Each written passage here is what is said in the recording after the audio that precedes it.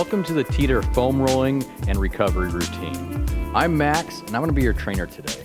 We're going to start with the 13-inch foam roller and we're going to end up with the 26-inch foam roller. First, let's go ahead and start with your calves. So you're going to place this right on the muscle of your calf.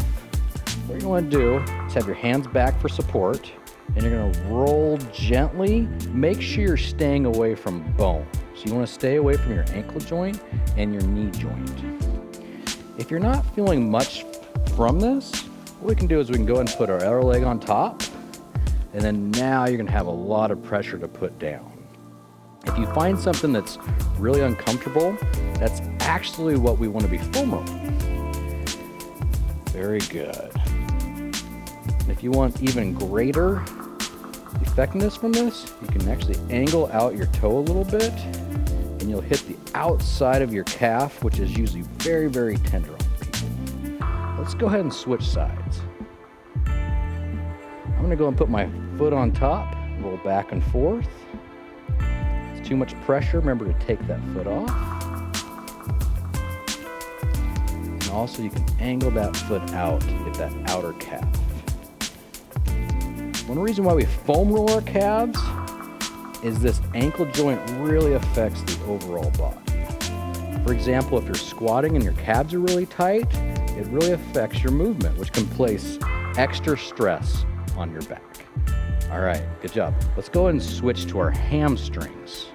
So once again, put it right on that muscle. Have your hands out to brace your body, lift your body up, and roll back and forth. Kind of like the same thing with the calves. If you turn your foot out a little bit, it might hit the outside of the hamstrings, which is usually very tender on people. Very good. So if you have really tight hamstrings, foam rolling is excellent to do. Those tight hamstrings will really affect your back. Very good. Let's go ahead and switch sides. All right, put it right on that muscle. Stay away from that knee joint. And go as far as you can, almost up into that glute. So turn that foot out a little bit. Foam rolling is one thing as you want to do is search and destroy. So if you find something that's really tender in that muscle, that's the area that we actually want to be hitting. Very good. Okay, this next one is going to be your glute. So what you're going to do is you're going to sit on the foam roller. You want to tilt your body at a 45-degree angle. So if you're on your right hip, you want to bring your right ankle up. You're only going to go a couple inches both directions. And usually once you find that spot, it's really tender. Now this outside of this glute muscle can really affect that lower back. So sometimes what I like to do is I like to pause on that area and breathe through it. So you want to breathe in through your nose and then exhale through your mouth. And you'll feel that intensity on that muscle increase, which is actually a very good thing. Awesome. Let's go ahead and switch sides. So we're going to put it underneath our left glute. You're going to take your left ankle, put it on that right knee, and you're going to foam roll. And you're looking for that glute that's really tight.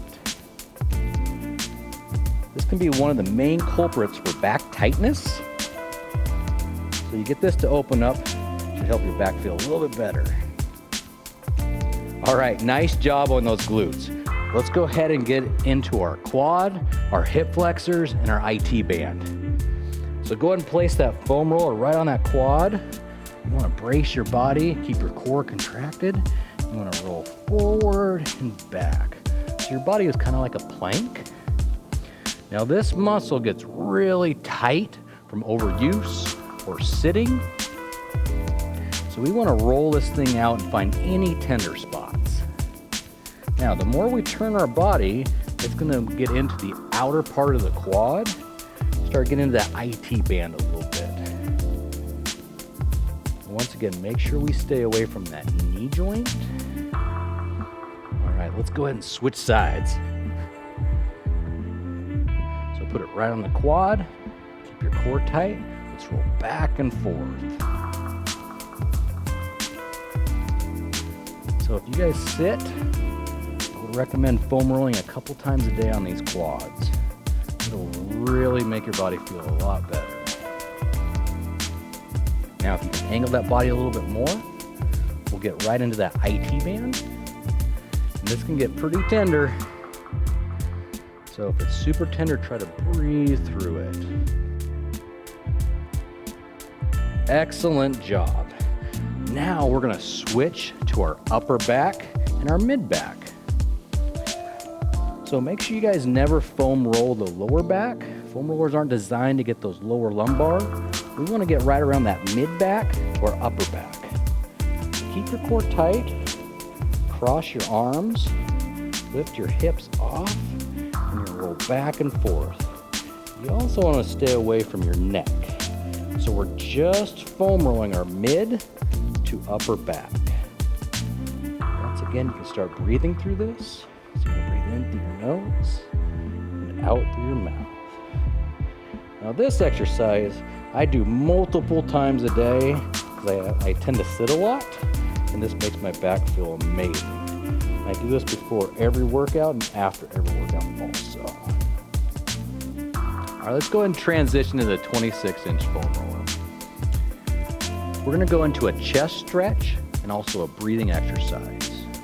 So you're going to want to place your hips down right in front of the foam roller. You're going to lay your lower body back, hips up. From here, you have your arms up, but you're going to let them go down into a 90-degree chest stretch. You're just going to let your arms relax. So keep your core tight. And then from here, you want to breathe in through your nose, and you want to see your belly rise, okay? So you want to breathe in, and you want to exhale all of that air out. The goal for this is to have your stomach rise, and when you exhale, you want to see your ribs drop as far as possible down. And just let your chest stretch. So I breathe in through your nose, and exhale out.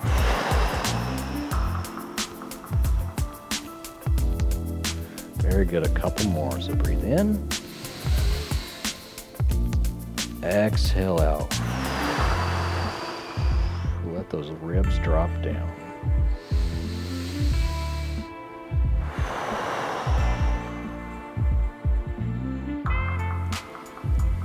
Very good. Thank you for joining me. Hope to see you again soon.